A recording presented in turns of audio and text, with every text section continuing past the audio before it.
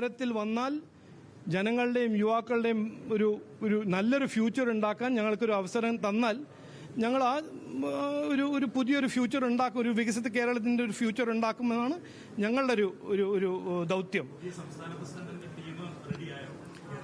എന്റെ ടീമല്ലേ ഇവിടെ നിൽക്കുന്നത്?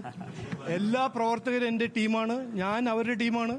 അതിൽ എന്റെ ടീമോ മറ്റൊരു ടീമോ ഞാൻ അങ്ങനെ ഒരു ടീം ഉണ്ടാക്കണമെന്നൊന്നും ഒന്നും കാണുന്നില്ല. എല്ലാ പ്രവർത്തകരും എന്റെ ടീമാണ്, ഞാൻ അവരുടെ ടീമിൽ ഒരു മെമ്പറുമാണ്. അതെല്ലാം വരുന്ന സമയത്ത് വരും.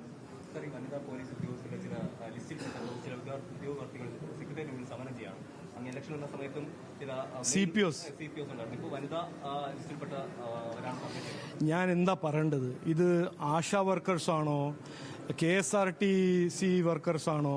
പെൻഷൻ 4-5 മാസമായിട്ട് കിട്ടുന്നില്ല. വനിതാ പോലീസ്, CPO അവർക്ക് എൻട്രൻസ് എക്സാം എല്ലാം പാസ് ചെയ്ത് കഴിഞ്ഞിട്ട് അവർക്ക് തൊഴിൽ കിട്ടുന്നില്ല.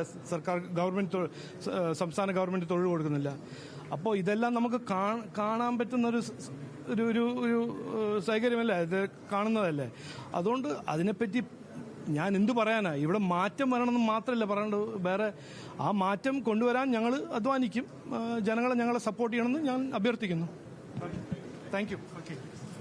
BJPയുടെ സംസ്ഥാന അധ്യക്ഷൻ രാജീവ് ചന്ദ്രശേഖർ മാധ്യമങ്ങളോട് സംസാരിക്കുകയാണ്. സംസ്ഥാനത്ത് മാറ്റം വരണമെന്നാണ് അദ്ദേഹം പറഞ്ഞു വെക്കുന്നത്. ഓർഗനൈസറിലെ ലേഖനം പിൻവലിച്ചു എന്നുകൂടി ആ വിവാദ വിഷയത്തിൽ അദ്ദേഹം പ്രതികരിക്കുന്നുണ്ട്.